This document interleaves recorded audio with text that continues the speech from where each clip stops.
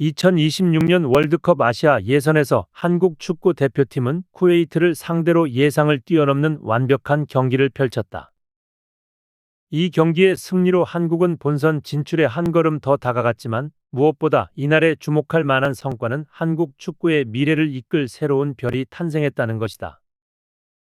배주호, 그의 이름은 이날 경기를 기점으로 단순한 신의 유망주에서 한국 축구의 새로운 상징으로 격상되었다.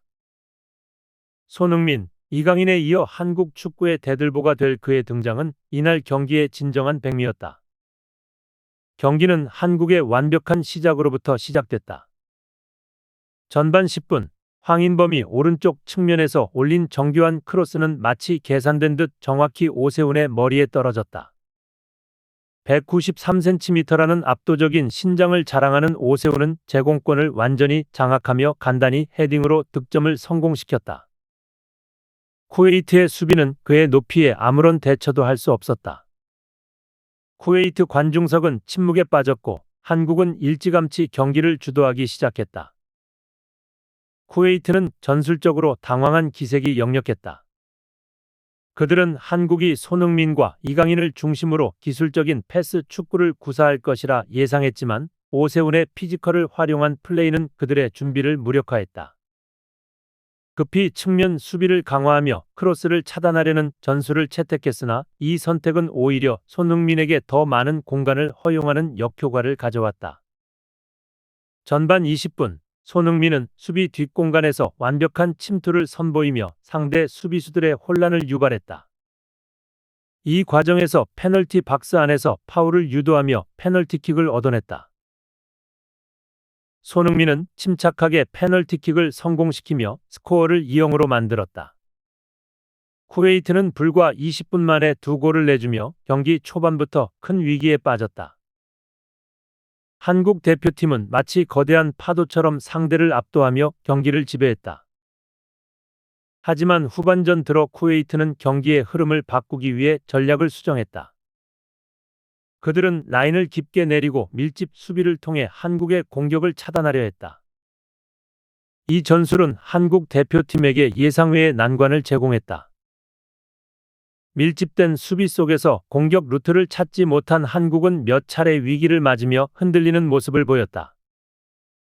특히 후반 60분, 한국이 공을 턴오버하며 쿠웨이트의 역습에 노출되었다. 쿠웨이트의 15번 선수는 빠른 드리블로 한국 진영을 깊숙이 파고들었고 얼리 크로스를 날려 위협적인 찬스를 만들어냈다.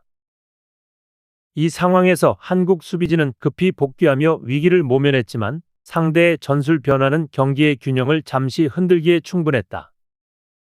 이처럼 교착 상태가 이어지는 가운데 홍명보 감독은 놀라운 결정을 내렸다. 손흥민을 교체하고 배주호를 투입한 것이다. 당시 손흥민은 이미 한 골을 기록하며 경기를 주도하고 있었기에 그의 교체는 예상 밖이었다. 팬들과 전문가들은 이 결정을 두고 불안감을 나타냈다.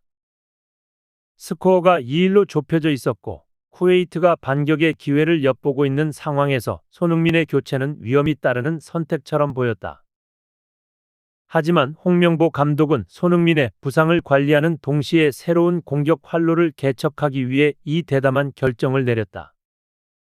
그리고 이 선택은 단 10분 만에 옳았음이 입증되었다. 배주호는 투입 직후 경기의 흐름을 완전히 바꾸며 자신의 존재감을 강렬히 드러냈다.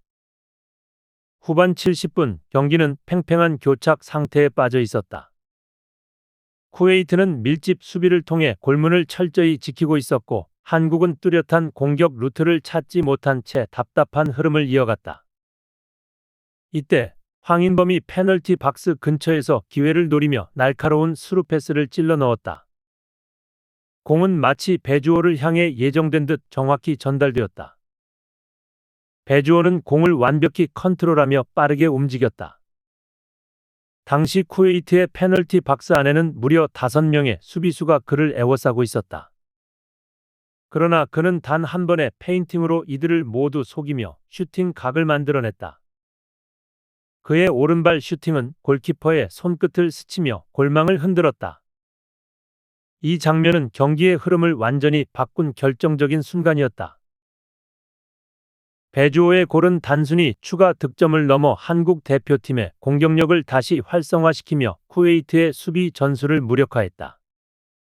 이는 그의 기술적 완성도와 경기 읽는 능력을 완벽히 보여주는 장면이었다.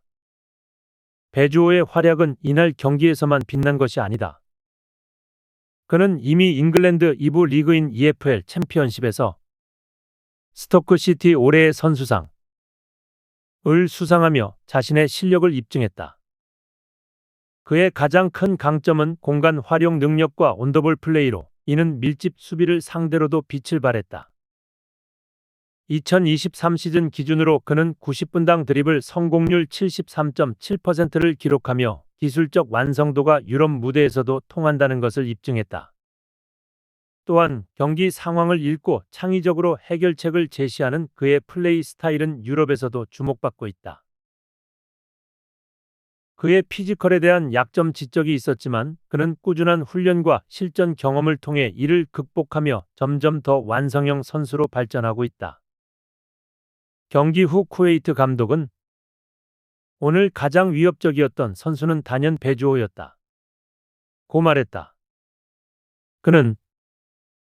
그가 선발로 나왔다면 점수 차가 훨씬 더 벌어졌을 것. 이라며 그의 영향력을 높이 평가했다. 디에고 시메오네 감독도 배주호는 창의적이고 기술적으로 완성된 선수다. 그의 라인 플레이는 정말 인상적이었다. 고 극찬했다. 배주호는 단순히 한국 대표팀의 신의 선수를 넘어 세계 축구계에서도 주목해야 할 잠재력을 가진 선수로 자리 잡았다.